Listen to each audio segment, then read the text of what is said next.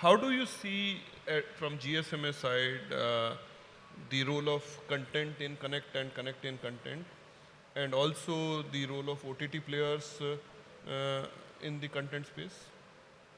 Sure. I think just picking up on a few words Ravinder mentioned before, partnering and platforms. I think the industry has been challenged for many years in finding its natural place in content. 15 years ago, operators were also trying to play in the content space, but it was less about partnering and certainly less about platforms. I think as we move forward, when we're talking about connectivity and the content that's being consumed by consumers and business and society over mobile, I mean, it sort of falls into three key areas, and that's really around digital lifestyle, digital commerce, and digital citizenship, activity in the society. And obviously, connectivity is a key part of that. But as we move to 5G, as we move to massive IoT, intelligent big analysis of the data, so big data, we're actually moving to an era, actually GSMA we call it intelligent connectivity, which is really around mobile telecommunications being the platform for digital economic growth and digital society change. And when we talk about mobile telecommunications being the platform, we're talking about the economic platform for change. So I mean, and when we talk about with an economic platform, it's not just about technology. Technology on its own is a science project. Actually, you need the ecosystem. And in that, mobile operators are obviously a very key part of playing that. They have so much more to give than they have in the past, especially when it comes to 5G. But we also need to look at governments and policymakers, because we need to make sure that there's a regulatory framework suitable for a digital age so that mobile operators can actually reach their full potential and play the part of enabling a digital platform that's going to support the change of digital society. I mean, obviously, the ambition in India for 1 trillion digital economy in the future is not only about mobile operator services, but it's all built on mobile telecommunications, or nearly all built on mobile telecommunications, whether that's all the way back to the fiber or anything. But it's about people being able to consume content from multiple sources and enabling a platform.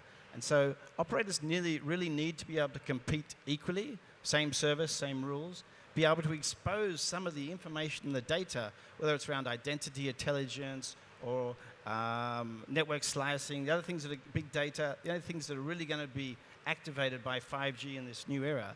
They really need to be able to play their part, because they are the ones who are holding the technology which is connecting the society to each other. And then as we move in the future with IoT, they're holding the technology that's going to connect and change the way we communicate with each other and communicate with the world around us. And that massive amount of data, that massive amount of connectivity is really the platform that's going to change the digital economy and really achieve that digital India vision. And it's essential that the mobile operators get to operate in a regulatory framework that permits that to happen. There's no doubt that mobile operators' heritage is around trust and securing customer data, and not exposing it in some of the ways that we've seen, maybe internet providers in the last, internet service providers in the last couple of years making mistakes.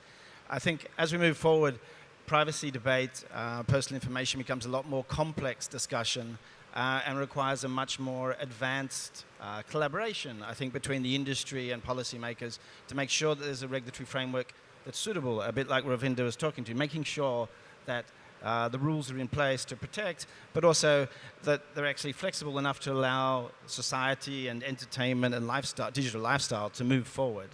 And I think it's a learning experience for all, but I think there is a lot of global best practice benchmarks we can look at.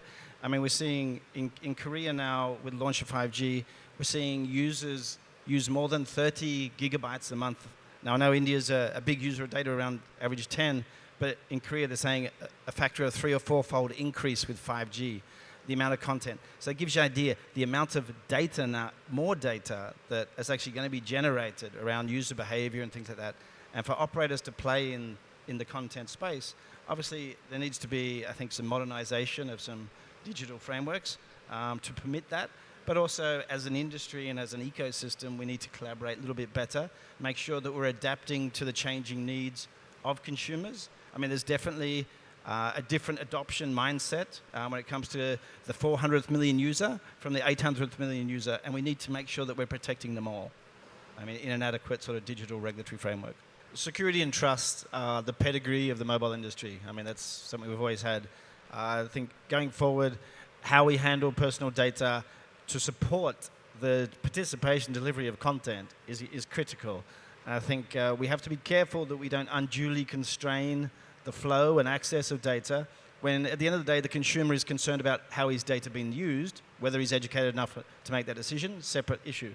But if we unduly constrain the way data can flow across borders, then we unduly constrain the globalization of content and the consumption of content and the digitization of our economies. So I just say, we have the pedigree, let's leverage that, but let's have a policy framework that supports going forward.